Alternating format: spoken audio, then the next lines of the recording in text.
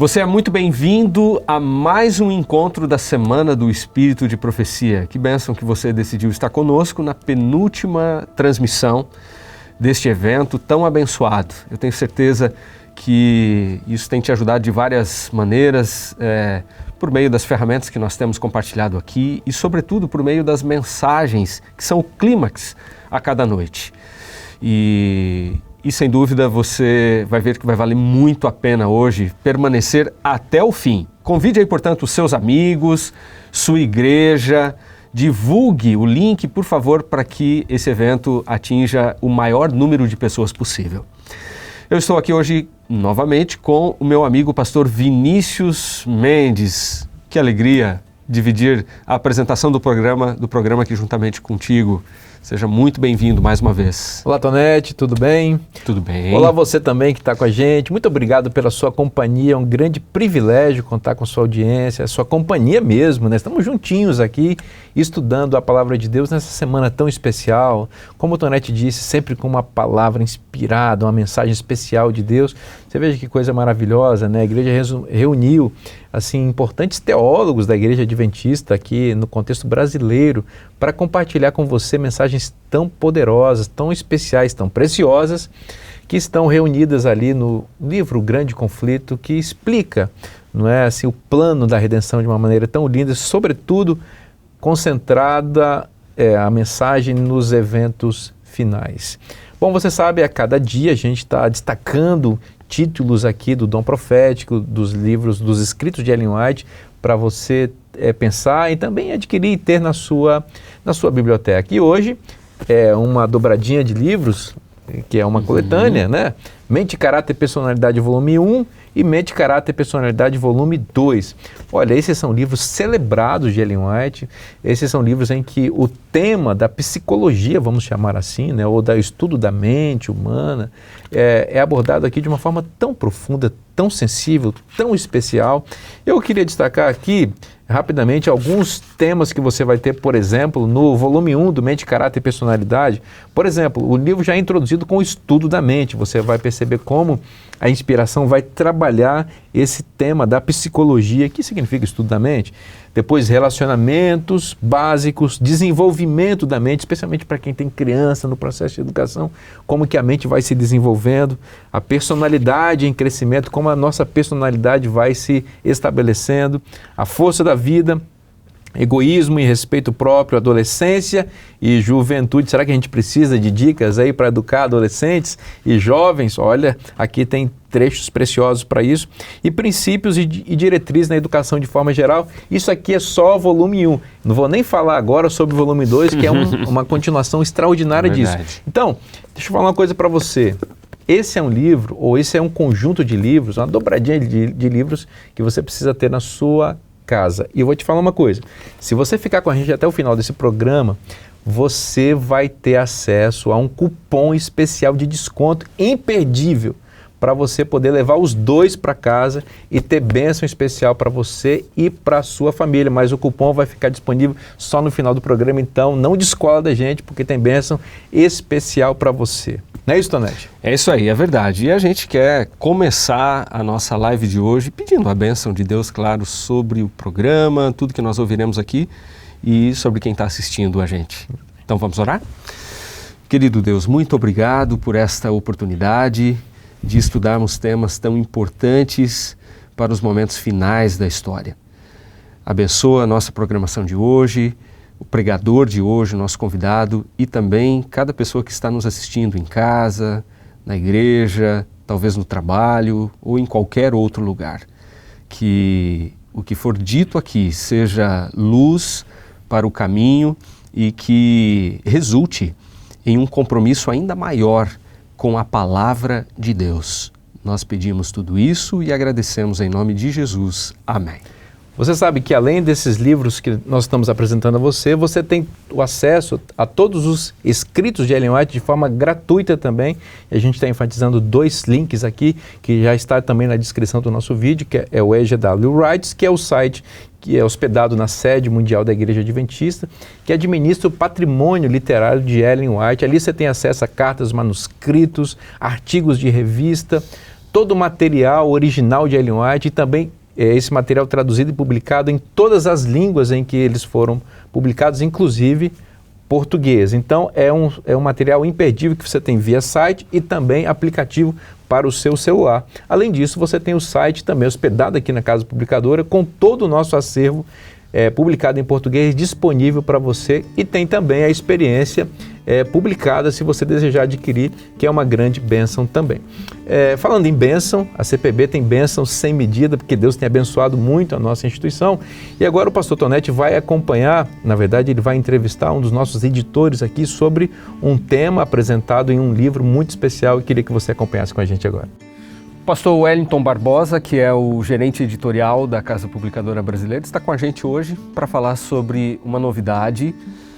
Estou falando a respeito do livro Conselhos aos Escritores, uma obra importantíssima, especialmente para o tempo que a gente está vivendo, uma época em que nós temos muita gente produzindo conteúdo, e embora esse livro tenha sido escrito numa época em que talvez as principais formas de se comunicar a mensagem eram por meio da escrita e da pregação. Mas esse é um livro, pastor Wellington, especial hoje para todos aqueles que produzem conteúdo para a internet, para as mídias sociais. Conta um pouco para a gente a respeito dessa obra. Olá, pastor Márcio Tonetti, querido amigo que está acompanhando esse programa tão especial que tem sido feito aqui, sediado na nossa Casa Publicadora. De fato, nós estamos vivendo uma situação em que as pessoas elas produzem e consomem informação. As redes sociais elas permitem isso, né? Então, por mais que uma pessoa ela não trabalhe com comunicação, se ela está envolvida numa rede social, ela está produzindo conteúdo. Este livro ele foi escrito, é uma compilação, né, da década de 40. Os compiladores eles escolheram textos de Ellen White falando a respeito do uso apropriado da mídia, da principal mídia dos tempos dela, que era a mídia escrita. Mas os princípios eles são atemporais, né? Porque eles lidam basicamente com 3 pontos. O primeiro, conteúdo, né? Qual é o conteúdo que deve sair de uma publicação adventista, de um líder adventista, de um membro adventista, né? Quais são os conteúdos que são pertinentes, né? O segundo ponto é abordagem. Às vezes você tem o conteúdo, mas você não tem a abordagem correta. E esse livro fala a respeito desse tema também. Então, você terá o conteúdo correto, a abordagem correta e também a questão das imagens. Quais imagens você pode utilizar? Então, Ellen White, ela trabalhou alguns conceitos ao longo do ministério dela, né? Repito, olhando primariamente para a mídia impressa dos tempos dela, mas esses princípios eles se aplicam a tudo, porque hoje nós lidamos com conteúdo, nós lidamos com abordagem e nós lidamos também com imagem. E aqui nós temos princípios muito claros, a aplicabilidade deles é muito simples e eu tenho certeza de que toda pessoa que ler esse material, ela vai ser enriquecida com as orientações. Eu vejo, e a gente acompanha por força da nossa própria função, né? Nós trabalhamos com a mídia aqui da CPB, né? Na Revista Adventista nós trabalhamos, né? Acompanhando as redes sociais, temos a mídia impressa também. Quanta coisa a gente acaba percebendo que as pessoas, muitos dos nossos irmãos acabam se envolvendo em alguns debates nas redes sociais, talvez em alguma mídia impressa também, que se tivessem lido esse material, certamente teriam uma atitude diferente. Então acho que esse é um material que, embora tenha sido escrito no século XIX, né, os princípios eles nos alcançam e eles continuarão, enquanto Jesus não voltar, eles continuarão válidos. Perfeito.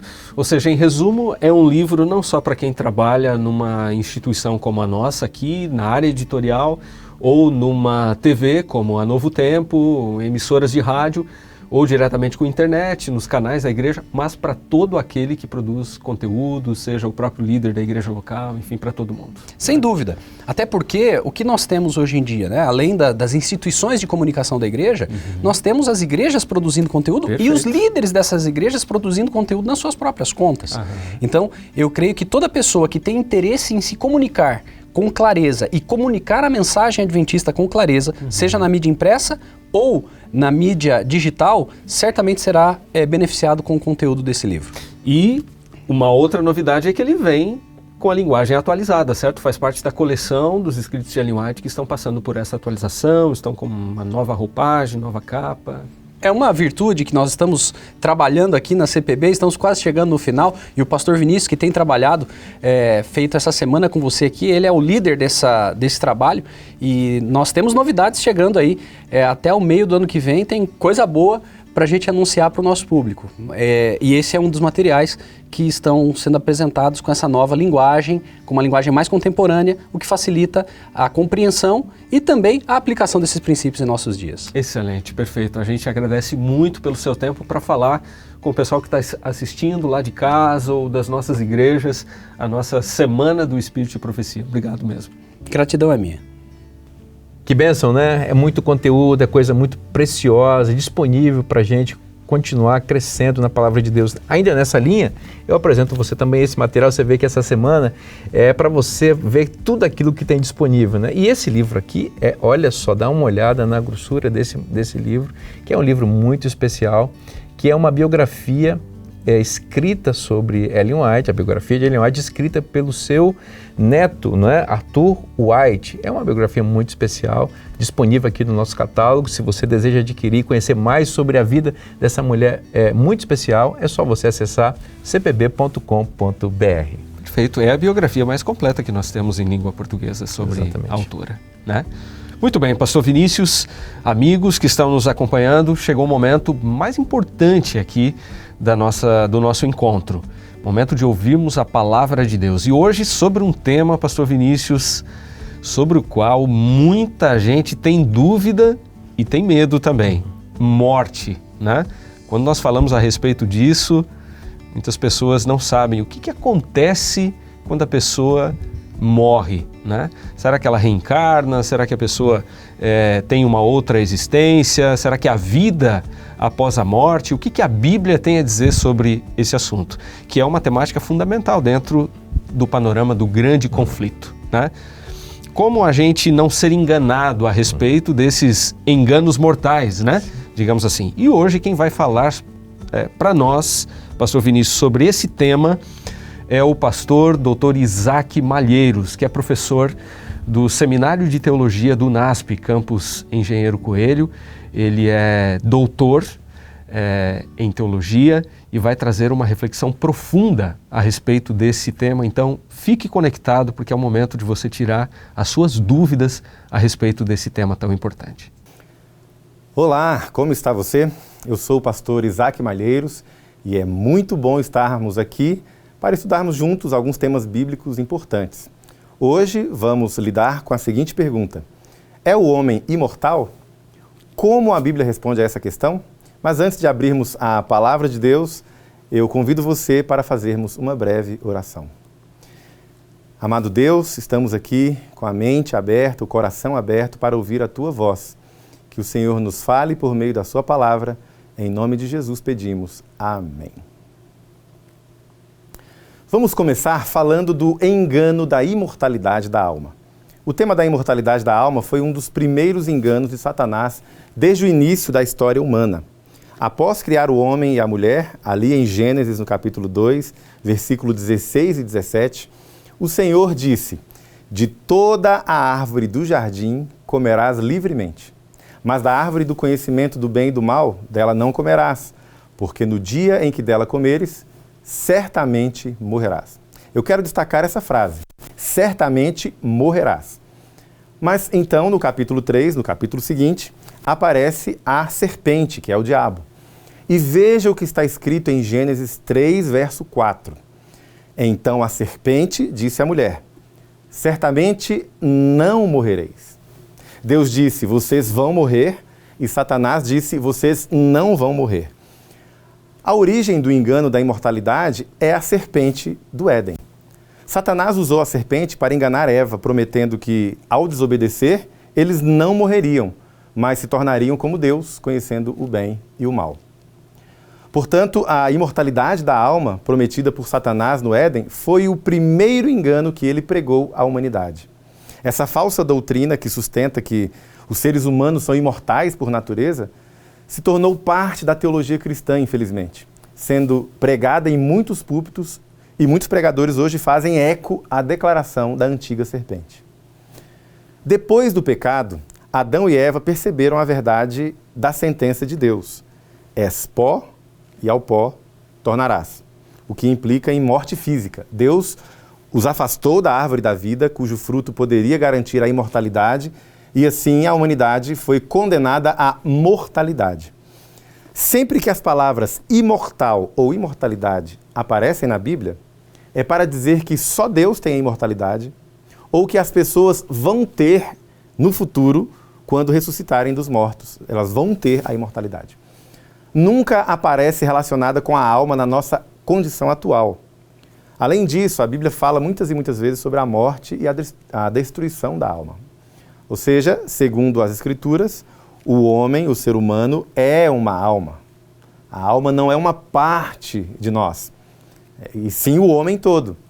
Quando Deus criou o ser humano, aqui em Gênesis, no capítulo 2, verso 7, ele disse, aliás, o texto diz, o Senhor Deus formou o homem do pó da terra e soprou nas suas narinas o fôlego de vida, e o homem tornou-se alma vivente. A palavra hebraica nefesh. O homem se tornou alma. Ezequiel 18:20 diz claramente que a alma que pecar, essa morrerá. Isto é, o ser humano é uma alma. E por causa do pecado, ele é mortal. Por causa do pecado, almas morrem. A partir daí, o homem não possui a imortalidade por natureza. A imortalidade é um dom, um presente que só pode ser obtido por meio de Jesus, que é o único caminho para a vida eterna. A Bíblia diz que só Deus possui a imortalidade. 1 Timóteo 6, verso 16. Ele é o único que possui imortalidade. Ele é o único que é imortal. A imortalidade, então, não é uma característica natural dos seres humanos. A imortalidade é um atributo divino, é um atributo de Deus. E ele concede a imortalidade apenas para os salvos. O segundo ponto que vamos destacar aqui é que, a partir da crença da imortalidade, surgiram outras doutrinas erradas sobre o destino dos ímpios. Por exemplo, a crença no tormento eterno dos pecadores no inferno. Essa é outra distorção que Satanás implantou. Ele usa essa ideia para pintar Deus como um tirano vingativo. A ideia de inferno como um lugar de sofrimento eterno contradiz o verdadeiro caráter de Deus apresentado na Bíblia, que é amoroso e justo. Manter seres humanos vivos eternamente no inferno seria dar vida eterna para rebeldes, concorda? O salário do pecado é a morte e não a imortalidade. Aí nós temos um problema. Lembre-se, quem prometeu ao ser humano vida eterna em desobediência foi a serpente, não Deus. Não existe vida eterna para pecadores. A visão do inferno como um lugar de sofrimento eterno, onde Deus supostamente se deleita em ver as criaturas sofrendo, é rejeitada pelo texto bíblico quando nós lemos corretamente. Deus não deseja a morte do pecador, ele não tem prazer nisso. Ele deseja que o pecador se converta e viva. A perpetuação do pecado por meio do tormento eterno é um erro, porque não reflete o caráter de Deus e nem o seu plano de redenção. Essa doutrina de tormento eterno é cruel e é uma das distorções propagadas pela Babilônia mística apresentada lá no Apocalipse. É uma das falsas doutrinas que corrompem a verdadeira fé cristã. Existem pessoas que, ao rejeitarem a ideia de tormento eterno, caem no erro oposto de acreditar na salvação universal, o universalismo. Esse erro leva muita gente a pensar que todos serão salvos, independentemente de suas ações ou escolhas. O que também não está na Bíblia, como nós lemos corretamente. Na base do universalismo existe uma teoria chamada hipergraça. Vou explicar. A hipergraça diz, bom, eu acredito em Deus, e não importa o que eu faço, eu serei salvo. Ele ama a todos, ele aceita a todos. E se o céu existe, iremos todos para lá, porque Deus é amor. A hipergraça usa a graça como uma licença para pecar. No entanto, esse nome, hipergraça, está errado, porque uma graça que apenas acolhe o pecador sem transformá-lo, sem conversão do coração, não é uma graça exagerada, mas uma graça diminuída, uma subgraça. Então nós temos aqui dois extremos, a doutrina do inferno eterno e a doutrina do universalismo. Porém, nós não somos obrigados a escolher um dos dois caminhos errados. existe o caminho bíblico. Nem o tormento eterno, nem o universalismo são bíblicos. A doutrina da imortalidade a imortalidade bíblica ensina que ela é dada àqueles que aceitam a Cristo e que vivem segundo seus princípios. Desde o Éden, Satanás está trabalhando para desviar pessoas da verdade, fazendo-as acreditar que elas podem viver em desobediência e sem consequências. No entanto, a verdadeira imortalidade só vai ser concedida aos que aceitarem a Cristo como Salvador, aqueles que viverem de acordo com os seus princípios. Então, qual seria a visão bíblica? O que a Bíblia realmente ensina sobre o destino dos salvos e o destino dos perdidos? O pecado e a rebeldia contra Deus levam à exclusão do reino dos céus. É isso que a Bíblia ensina. Em diversas passagens, como Efésios, Hebreus, Apocalipse, a Bíblia deixa claro que pessoas que praticam o pecado, como fornicação, idolatria, mentira, não terão parte no reino de Deus. Efésios 5:5, por exemplo, diz que nenhum fornicário, impuro, avarento, o qual é idólatra, tem herança no reino de Cristo e de Deus. Apocalipse 22:14-15 afirma: bem-aventurados aqueles que guardam os mandamentos de Deus, para que tenham direito à árvore da vida e para que possam entrar na cidade pelas portas. E o texto diz: ficarão de fora os cães feiticeiros, os que se prostituem, os homicidas, os idólatras e qualquer um que ama e comete a mentira. Deus revela o seu caráter como justo e misericordioso, disposto a perdoar os pecadores, mas também aplicando justiça para combater a rebelião. O nosso Deus deseja que seus filhos o sigam por amor e respeito, não por medo ou obrigação. A verdadeira obediência vem daqueles que reconhecem a sabedoria de Deus e a bondade de Deus. Amigos, nós precisamos voltar a enfatizar a ressurreição como esperança cristã. A vida eterna não se inicia imediatamente após a morte, como muita gente crê, mas na ressurreição dos justos. Quando Cristo voltar, isso vai acontecer. Todos os seres humanos morrem por causa do pecado de Adão, mas a ressurreição está disponível a todos por meio de Jesus. Os justos ressuscitarão para a vida eterna. Por outro lado, os ímpios vão experimentar a segunda morte, que é a destruição final, a morte eterna. A crença popular de que as almas vão diretamente para o céu ou para o inferno depois da morte contraria o ensino bíblico. A Bíblia diz que na morte não há consciência, na morte não há amor, ódio ou qualquer outra ação. Davi, por exemplo, diz a Bíblia que ele morreu e permaneceu em sua sepultura, esperando a ressurreição. Então, a esperança da vida após a morte, para um cristão, está na ressurreição, quando Cristo voltar e chamar os mortos novamente à vida. Veja, o que devemos fazer, então, quando alguém que nós amamos vem a falecer, quando alguém que nós amamos morre? O apóstolo Paulo escreveu sobre a ressurreição, lá em 1 Tessalonicenses, capítulo 4. E ele termina o texto dizendo: consolai-vos uns aos outros com essas palavras. Que palavras? Quando você lê o contexto, ele está falando sobre a ressurreição, não é sobre a imortalidade natural do ser humano. Ele diz que os mortos em Cristo ressuscitarão primeiro, e então, só depois da ressurreição, estaremos todos para sempre com o Senhor, no verso 17.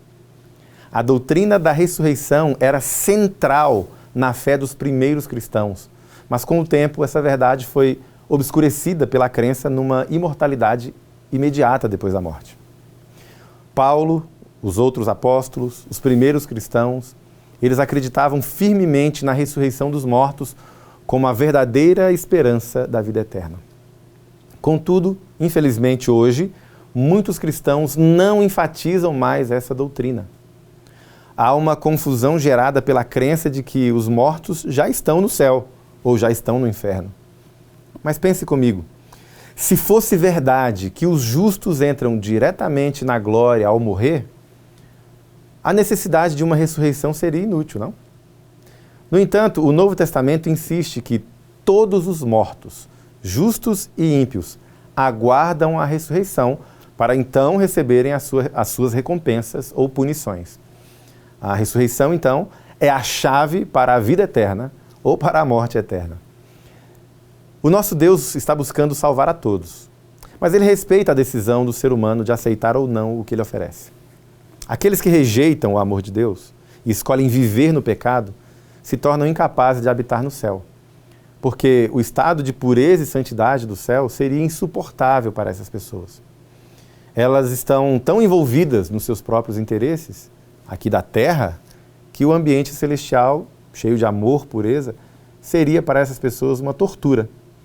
Então, a exclusão dos ímpios do céu é o resultado de suas próprias escolhas. E é um ato de justiça e, por que não, até de misericórdia de Deus, que respeita o desejo de cada um de não participar do reino dos céus. Assim como aconteceu com Caim, com Sodoma, Gomorra, as pessoas da época de Noé, Deus destrói os ímpios para proteger o bem maior. Os pecadores influenciados por Satanás continuam a levar outros pecadores, outras pessoas, à rebelião contra Deus. Então, a destruição final dos ímpios será uma manifestação da misericórdia divina para o universo. Ele vai eliminar o pecado e as suas consequências. Amigos, a Bíblia ensina que o salário do pecado é a morte, não é a vida eterna no inferno. E a morte aqui é a segunda morte, que é o resultado da rejeição ao arrependimento e à graça de Deus. Além disso, a crença popular de que as almas dos ímpios são condenadas ao tormento eterno é desmentida pela Bíblia. Deus não permite que os ímpios sofram eternamente, mas sim, Ele vai destruir aqueles que não se arrependem. O pecado será completamente erradicado do universo. O pecado e todas as suas consequências. Esse, então, é o plano final de Deus para restaurar a paz e a justiça no universo. As expressões que você lê na Bíblia, fogo eterno, fogo que não se apaga, fogo inextinguível, essas expressões não têm nada a ver com sofrimento eterno. E isso faz sentido porque a Bíblia tem vários exemplos onde essa linguagem de fogo eterno ou inextinguível fala mais dos efeitos do fogo do que de quanto tempo o fogo vai durar. Por exemplo, se você ler Isaías capítulo 34, versículo 9 a 10, nós lemos ali uma profecia sobre Edom. Os rios de Edom vão virar piche, o chão vai se transformar em enxofre, a terra vai pegar fogo. E o fogo não vai apagar nem de dia nem de noite. A fumaça vai subir para sempre e ninguém mais vai passar por ali. Essa profecia se cumpriu. Mas onde estão os edomitas hoje? Eles não estão queimando até hoje. Acabou. Judas 7 diz que Sodoma e Gomorra sofreram a pena do fogo eterno. Mas essas cidades não estão queimando até hoje. Elas foram destruídas, aniquiladas e não existem mais. O destino dos ímpios não é o tormento eterno, mas é a destruição e o esquecimento eterno. A Bíblia ensina que os ímpios não existirão. Salmos 37, verso 10. Ela ensina que os ímpios serão como se nunca tivessem existido. Obadias 16. A destruição dos ímpios é definitiva e eles não terão parte na nova criação que Deus trará, onde já não haverá mais pecado, sofrimento ou morte. Esse entendimento do fim dos ímpios está em harmonia com o caráter de Deus, que é justo e misericordioso. O sofrimento eterno seria inconsistente com a natureza de Deus, que não deseja que ninguém pereça, mas oferece para todas as pessoas a chance de se arrependerem. No entanto, aqueles que continuamente rejeitam essa oferta de graça, escolherão o seu próprio destino de destruição. Essa compreensão cristã a respeito do destino dos ímpios é conhecida como aniquilacionismo. É a crença de que os perdidos serão aniquilados. Os aniquilacionistas creem que o inferno é eterno nos seus efeitos. A extinção das criaturas é definitiva. Ou seja, as pessoas destinadas ao inferno são castigadas ali de maneira proporcional, com muitos açoites ou poucos açoites, como disse Jesus nos evangelhos. Deus castiga essas pessoas, cremando-as completamente, e elas deixam de existir como pessoas rebeldes e sob a condenação. E muitos cristãos protestantes evangélicos creem assim. Ao contrário do que muita gente pensa, essa não é uma crença apenas dos adventistas do sétimo dia. Muitos teólogos evangélicos conservadores, fora dos círculos adventistas, creem assim ou admitem que essa crença é coerente com o texto bíblico. Nomes de peso como Edward Fudge, John Stott, Clark Pinnock, Philip Hughes, todos eles, que são protestantes evangélicos, acreditam assim ou admitem essa crença. Como declara Roger Olson, que é um outro evangélico, Acreditar no aniquilacionismo não compromete o âmago do Evangelho, nem mesmo nega qualquer conteúdo central da nossa fé cristã. O aniquilacionismo não é equivalente ao universalismo e também não nega a existência do inferno. Assim, meus amigos, chegamos ao final. Eu quero declarar para você que a ressurreição dos justos e a aniquilação dos ímpios, esse será o grande evento que encerrará a história do pecado. No fim dos tempos, Jesus vai voltar para buscar os que o aceitaram. Ele vai ressuscitar os mortos que viveram em obediência a Ele. E esse evento vai trazer consolo eterno para os crentes. Nós poderemos então encontrar os nossos parentes queridos e viver para sempre com o Senhor. A segunda vinda de Jesus e a ressurreição dos mortos são as verdades centrais da fé cristã. Nelas está a esperança da salvação e da vida eterna. Nós não temos vida eterna por nós mesmos. A vida eterna é um presente de Deus para os salvos. Em resumo, a destruição final dos ímpios, a ressurreição dos justos e a erradicação do pecado. Tudo isso reflete a justiça e principalmente o amor de Deus, que vai restaurar a paz e a santidade em todo o universo. Todos nós teremos a oportunidade de decidir qual é o nosso destino. Deus vai respeitar as nossas escolhas.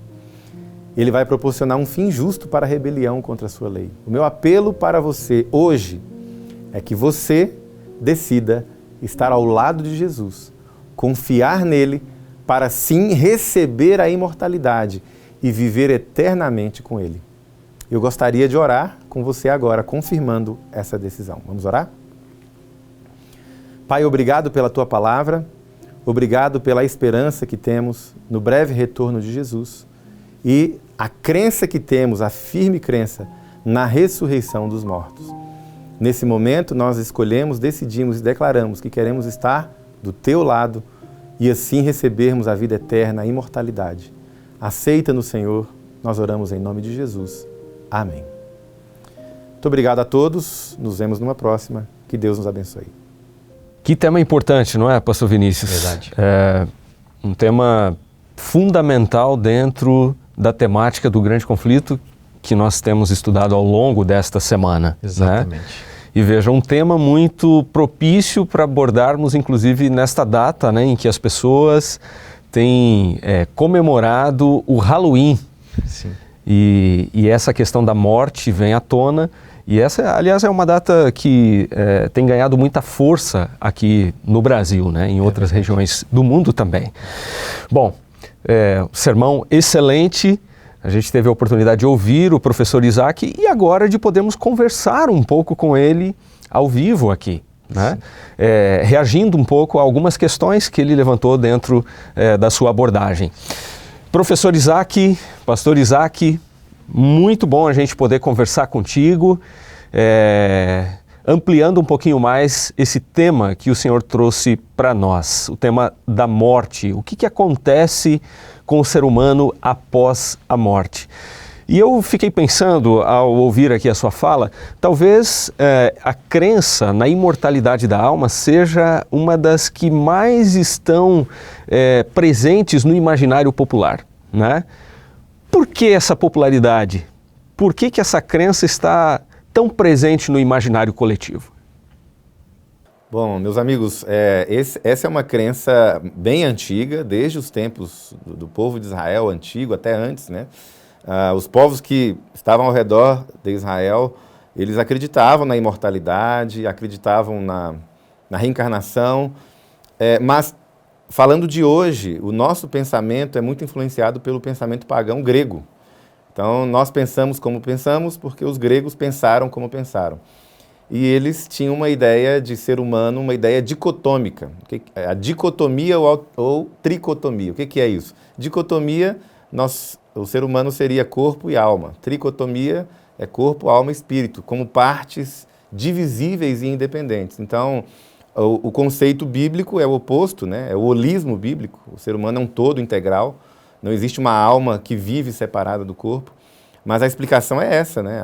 Nós precisamos decidir hoje se a gente quer ser bíblico ou pagão, né?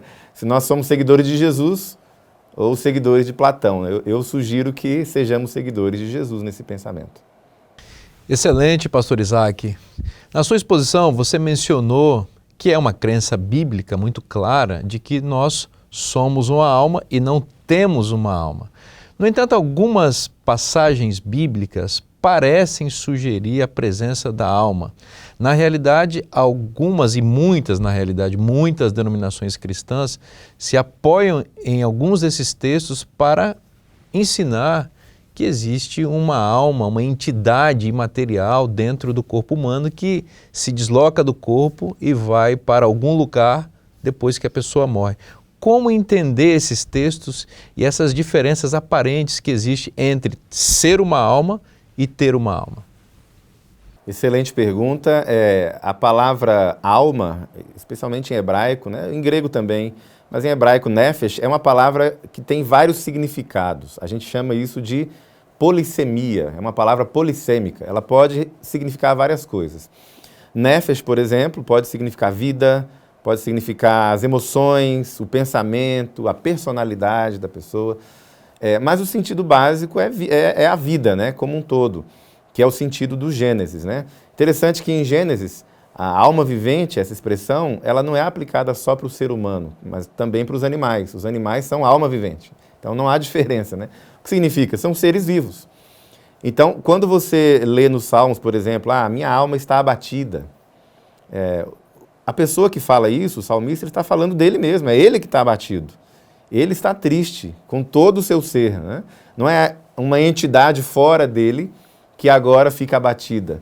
Pelo contrário, é ele mesmo. E quando ele morre, ele não fica mais triste, é o que diz Eclesiastes, né? Eclesiastes 9.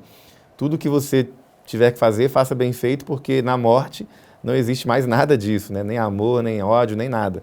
Então, nós precisamos ficar atentos a essa utilização polissêmica da palavra alma. E, só para terminar, nenhuma desses sentidos que se referem à emoção, ao pensamento, esses sentidos mais metafóricos, ao desejo também, né? A palavra nefesh pode ser fome ou sede. Nenhum desses sentidos se refere a algo que existe fora do corpo, independentemente ou pós-morte, né? Você não tem fome pós-morte, desejo pós-morte. Você não tem tristeza pós-morte, de acordo com o texto bíblico. Então, basta a gente ver o contexto. Está falando do quê? Do sentido básico? Vida? Então, é vida, é o ser humano como um todo. Não existem partes que sobrevivem depois da morte, né? Eu acho que, se a gente lê assim, estaremos no caminho seguro. Perfeito. Eu creio que seja oportuno a gente trazer também os casos de algumas histórias bíblicas, né, como aquela que é relatada em 1 Samuel 28, em que uma feiticeira supostamente consulta o espírito de Samuel, do profeta Samuel, que já estava morto. Como que a gente entende esses textos e por que a Bíblia também, nesses casos, dessas histórias, ela não endossa a crença na imortalidade da alma, né? Essa história é muito curiosa, porque a própria história, ela nos dá algumas pistas. Primeiro, o rei Saul, é importante lembrar, ele era rebelde e naquele momento ele já havia sido rejeitado por Deus. E a própria história, lá em 1 Samuel e também em Crônicas, né, a história ela é referenciada 2 vezes, mas especialmente em Samuel, diz que Deus não falava com Saul. Deus não respondia a Saul. Não havia mais comunicação entre Deus e Saul. Isso está no texto. E por isso ele busca uma feiticeira para invocar o espírito do suposto Samuel. E quando essa feiticeira faz isso, o texto diz que ela não identifica quem é que está subindo da terra, né? Interessante, é que está subindo. Não é alguém que vem de cima, vem de baixo. E o texto diz que Saul deduziu que era Samuel. Saul entendeu que era Samuel. E a partir daí o narrador identifica aquela aparição como Samuel. Agora, curiosamente, lá em Deuteronômio, Deus já tinha proibido o contato, a tentativa de comunicação com os mortos. Então, consultar médiuns, feiticeiros, para se comunicar com espíritos de mortos, né, supostos espíritos, era uma abominação. Deus não admitia isso. Então, seria uma contradição Deus agora usar um método pecaminoso abominável para entrar em contato com uma pessoa que ele já não queria mais falar. Seria contraditório, né? Então, a leitura mais fácil, a leitura mais lógica e coerente é: o que aconteceu ali foi uma sessão mediúnica, uma sessão espírita, onde uma fraude, um engano aconteceu, assim como aconteceu no Éden, né? Então, ali um espírito demoníaco enganou Saul, e nenhuma das profecias que esse espírito fez, o suposto Samuel fez, se cumpriu. E assim a gente entende que aquilo ali foi uma fraude. Excelente. Embora esteja muito claro nas Escrituras de que o estado do ser humano na morte é o estado de inconsciência, como você expôs muito bem na sua mensagem, está esclarecendo essas perguntas e respostas, porém, a crença na imortalidade da alma, de que o ser humano sobrevive após a morte, num estágio espiritualizado, é uma crença muito popular, e isso vem de muito tempo. De maneira simples, pastor Isaac, como nós poderíamos explicar para as pessoas qual é a condição do ser humano quando morre? Para onde vai? O que acontece?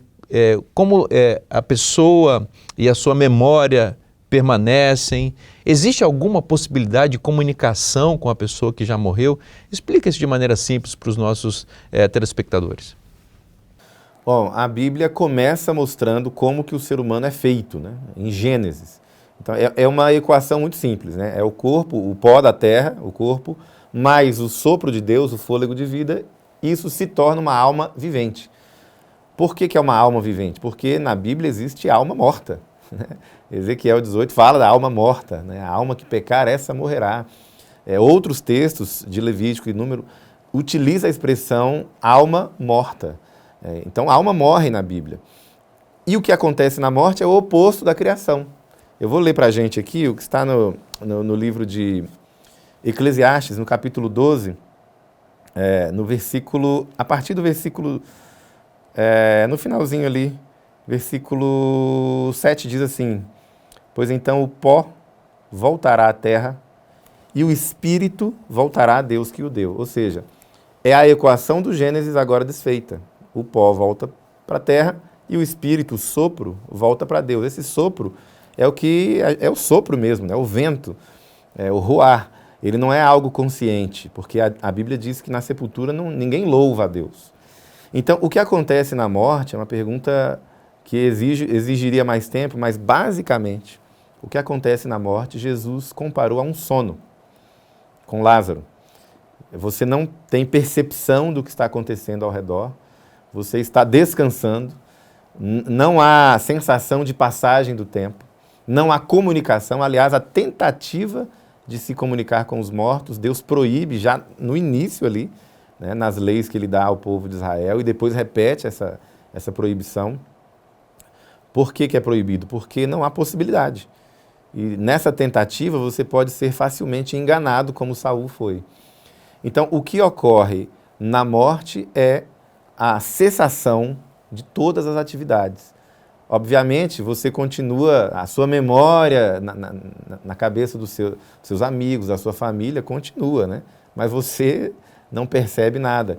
A esperança do cristão, como eu falei ali no sermão, é a ressurreição. A imortalidade é um prêmio que vai ser dado apenas para aqueles que aceitarem a Jesus como seu Salvador. A imortalidade não é inerente ao ser humano. Ele vai conceder isso, Deus vai conceder isso àqueles que forem salvos. E, se me permitem, eu quero sugerir aqui para aqueles que estão interessados em aprender mais, o livro Grande Conflito, que é o que nós estamos discutindo nessa série, né? No capítulo 33, nós temos mais detalhes sobre isso. Então, aqueles que querem saber mais, consultem o capítulo 33 dessa obra. Ali você vai ter mais argumentos para embasar a crença biblicamente na mortalidade da alma ou na imortalidade condicional, né? E eu espero que todos nós aqui que estamos participando dessa live já tenhamos a certeza da vida eterna por já termos decidido estar ao lado de Jesus. Muito bom, muito bom. Tema, como a gente disse, importantíssimo. A realidade da morte é uma realidade triste, dura, mas essa perspectiva, a perspectiva bíblica, nos dá esperança, né? Apesar de a pessoa Morreu, é um estado de inconsciência, de inexistência absoluta, mas há esperança da ressurreição. Que importante a gente falar sobre isso. Dr. Isaac, muito obrigado mais uma vez pela sua disponibilidade de conversar conosco sobre esse tema dentro da Semana do Espírito de Profecia. Eu que agradeço a oportunidade e se alguém quiser mais informações, nós temos os canais aí da Igreja Adventista. Eu também disponibilizo o meu canal pessoal, as minhas redes sociais, sempre à disposição para a gente estudar a Bíblia juntos. Perfeito. Forte abraço. Tchau, tchau. Que benção a gente poder se aprofundar um pouco mais na Palavra de Deus, né? E expandir um pouco mais esse conteúdo tão precioso. A gente não precisa ter medo da morte, porque Deus tem um plano para a morte, Ele tem vida, não é? Tem ressurreição para aqueles que creem no Evangelho, aqueles que serão salvos vão poder viver para sempre e definitivamente a morte, como resultado do pecado, não mais existirá. Que bênção, né, Tonete? Que bênção. E olha, Jesus é a ressurreição, a vida e é o melhor presente. E por falar em presente, você já imaginou, por exemplo, você receber no Natal, ou seja, em qualquer outra época, mas o Natal é um momento muito especial. Receber um livro como esse aqui, que bênção. Olha, você que está em casa, você já pensou? Esse aqui é um lançamento da Casa Publicadora Brasileira que você terá a oportunidade de adquirir. Uma bênção, né? Esse é um livro, na verdade, a obra mais completa que nós temos, Pastor Vinícius, a respeito da vida de Jesus. O livro desejado de todas as nações, escrito por Ellen White, né? Mais uma novidade dentre tantas que nós temos mostrado aqui para você ao longo da semana, e essa daqui é mais uma de modo muito especial que a gente está trazendo aqui para compartilhar com você essa novidade, né? Para que você tenha a oportunidade de ter na sua casa para abençoar a sua família e de também poder presentear amigos, familiares com algo que vai marcar a vida delas e que vai trazer salvação, luz e salvação para dentro de casa. Falando em presente, a CPB tem um presente especial para você no contexto da Semana do Espírito de Profecia e especialmente para você que está ligadinho com a gente até o final aqui desse programa tão especial de hoje. Eu mencionei no início, você está lembrado? Um cupom especial de desconto para aqueles que desejam adquirir a dobradinha de livros Mente, Caráter e Personalidade, volume 1 e volume 2. Então, se você está com a gente, hoje você tem a oportunidade de acessar esse cupom de desconto que fica valendo hoje até meia-noite para você comprar com muito desconto especial, um desconto muito especial, esses dois livros que certamente vão abençoar a sua vida e a sua família, Mente, Caráter e Personalidade, volume 1 e volume 2. E olha, Pastor Vinícius, chegamos ao fim de mais um encontro aqui. Mas amanhã tem mais, hein? Última noite, você não pode perder. Nós teremos aqui mais uma reflexão, uma explicação detalhada a respeito do que acontecerá após a vinda de Jesus. Muita gente tem dúvidas sobre esse assunto e será uma oportunidade de você esclarecer de uma vez por todas esse tema, com base na palavra de Deus. E quem vai trazer essa reflexão para nós amanhã será o pastor Felipe Amorim, da Escola Bíblica da Novo Tempo. Então, aproveita aí, assim que a gente encerrar a nossa transmissão de hoje, convida seus amigos, fala aí com a sua igreja, a liderança da sua igreja, para que você não perca amanhã e os seus amigos também não. A gente agradece, né? Todos aqueles que permaneceram até o fim aqui do nosso encontro. A gente deseja que Deus te abençoe e que a gente se encontre novamente amanhã aqui às 8 da noite.